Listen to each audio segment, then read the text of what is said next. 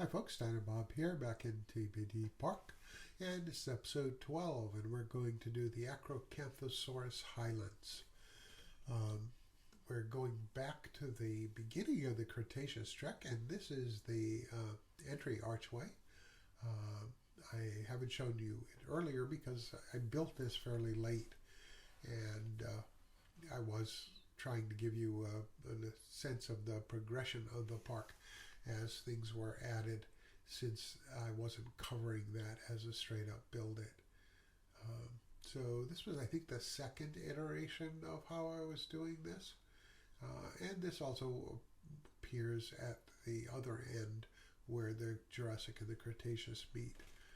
So we've got a store added for our customers, and it's a prefab.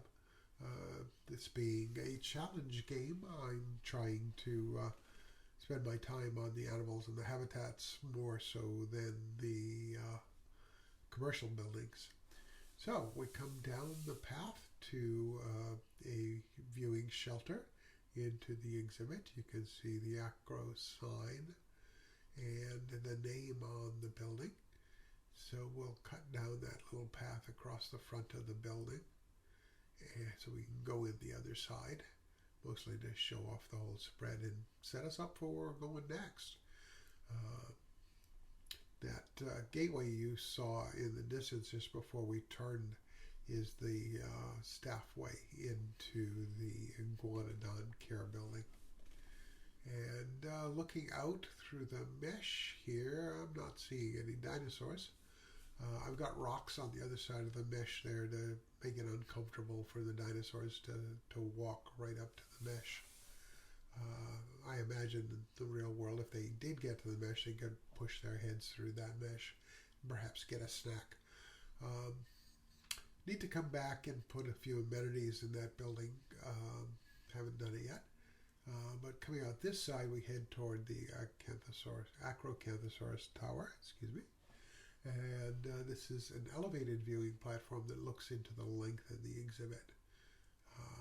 We'll have to go up the stairs, and you'll see there's a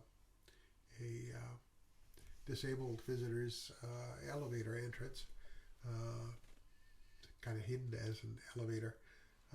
But I'm going to have to come back and put a ground level entrance for that as well, just so they don't have to use the stairs to get up to the elevator. There are stairs in here, and guests do climb these stairs. They're not particularly pretty, but they're functional to get the guests up the top there. I don't imagine visitors are spending a lot of time hanging out in the stairwell. So here we've taken the pseudo elevator up and seeing the doorway to that area here on the upper level, and that's the stairway. And we've got a couple of benches. We've got the usual binoculars.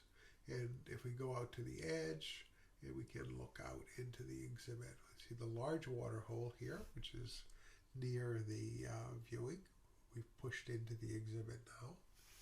And there's a second water hole deeper in. And there's an Acrocanthosaurus just standing there. Possibly because I forgot to turn the motion on. Anyway, he's got a blood pumpkin right here, and there's a feeding trough a little bit deeper in. So that's looking back toward the viewing building and the viewing tower. Kind of nestled nicely into the landscape, I think. And let's push through the exhibit. This will be a little bit different from some of the things we've done before. Just a cruise through to the exhibit. This is a pretty large one for the two animals, and it has a fair bit of different character in its portions. That's the Iguanodon building on the right, the other side of the fence. This is the second water hole. Acro likes a fair bit of water in its habitats, and part of what I was doing here was looking for the second Acro. I'm going to go up a little bit to elevated sections, and I was having trouble finding it. And it wasn't until after I finished this cruise through, I realized it was hiding out in the bushes that we just passed on the left.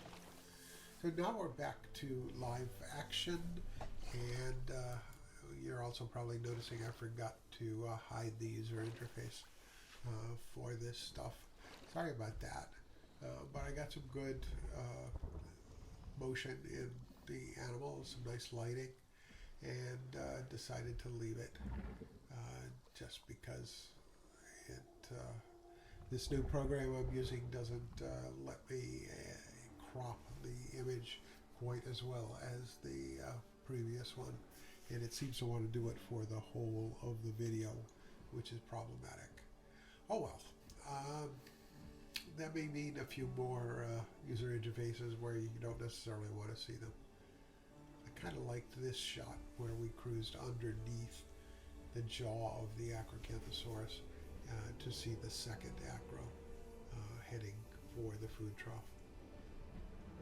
And I was losing track of which is he and which is she. This is a male and a female pair. And once again, the not quite on target feeding animations. Oh well. Anyway, so Acro is our second big predator in the park. Torosaurus was the first. And there'll presumably eventually be some more Jurassic predators that we can put in, and eventually someday we will get to the king, of course. And that'll be in the Cretaceous area. Yeah. Gotta get some roars in before walking off. Anyway, excuse me. Recording this while I'm still dealing with this cold, so I apologize for that. And the next video will be a break from habitats and catch up on the mostly on the shell that I built for the nursery. You may remember way back when I started this thing that I just plopped the nursery down with no shell at all, and just started spawning animals so I could build the park up and get enough income to be able to afford to build something like that. So it's going to be a lot prettier than it once was. Y'all come back, okay? Leave a like, comment. Be great to hear from you. Take care. Be kind to each other. Bye now.